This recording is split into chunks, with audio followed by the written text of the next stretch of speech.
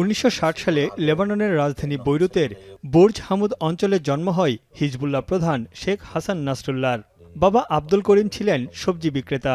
9 ভাই বোনের মধ্যে নাসরুল্লাহ ছিলেন সবার বড়। তার শৈশব ও কৈশোর কেটেছে দক্ষিণ লেবাননের শিয়া অধ্যুষিত এলাকায়। মাত্র 15 বছর বয়সে দেশটির প্রভাবশালী আমাল মুভমেন্ট নামে রাজনৈতিক সংগঠনের সদস্য হন তিনি। 22 বছর বয়সে নবীন সদস্য হিসেবে যোগ দেন হিজবুল্লাহ গ্রুপে।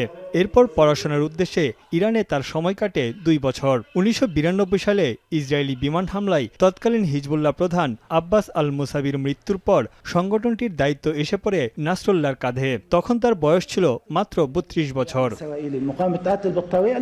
এদিকে ক্ষমতা গ্রহণের পরই হিজবুল্লাহ সামরিক শাখার পাশাপাশি একটি রাজনৈতিক শাখা তৈরির ঐতিহাসিক পদক্ষেপ নেন হাসান নাসরাল্লাহ।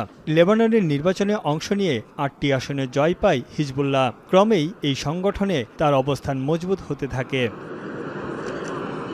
2000 সালে নাসরাল্লাহর নেতৃত্বে লেবাননের দক্ষিণাঞ্চল থেকে পিছু হটতে বাধ্য হয় ইসরায়েলি বাহিনী, যা মধ্যপ্রাচ্যে নাসরাল্লাহকে জনপ্রিয়তার তুঙ্গে নিয়ে যায়। এই সময় ইসরায়েলি সেনাদের হাতে প্রাণ হারান তার বড় ছেলে হাদি। এর জেরে ইসরায়েলকে দমন না করা পর্যন্ত অস্ত্র ত্যাগ না করার ঘোষণা দেন হিজবুল্লাহ প্রধান। 2008 সালে হিজবুল্লাহর কাছে অস্ত্র রাখার বিষয়ে লেবাননের সংসদে একটি আইন পাশ হয় তার তত্ত্বাবধানে। এছাড়া মন্ত্রিসভার সিদ্ধান্তে ভেটো দেওয়ার ক্ষমতা প্রয়োগ করেন হাসান নাসরাল্লাহ, যা তাকে প্রভাবশালী একজন রাজনীতিবিদ ও গুরুত্বপূর্ণ ব্যক্তিতে পরিণত করে। একজন শিয়া ধর্ম প্রচারক হিসেবে পরিচিত ছিলেন নাসরাল্লাহ। ইরানের সর্বোচ্চ ধর্মীয় নেতা আয়াতুল্লাহ আলী খামেনির সঙ্গে তার খুব ঘনিষ্ঠ সম্পর্ক ছিল।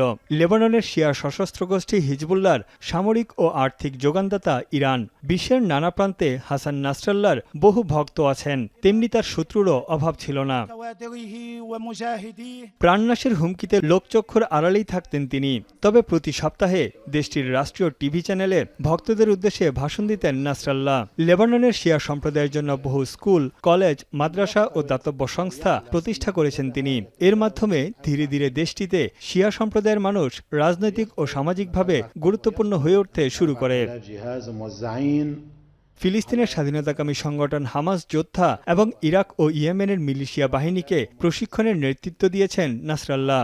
ইসরায়েলের বিরুদ্ধে লড়াইয়ের জন্য ইরানের কাছ থেকে বিপুল ক্ষেপণাস্ত্র ও রকেট সংগ্রহ করেন তিনি। পশ্চিমাদের হুমকি ও চাপ উপেক্ষা করেই টানা 32 বছর ধরে হিজবুল্লাহকে নেতৃত্ব দিয়ে গেছেন 64 বছর বয়সী এই নেতা।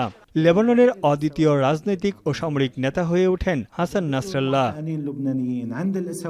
তানভীর জনি, এখন বিশ্ব।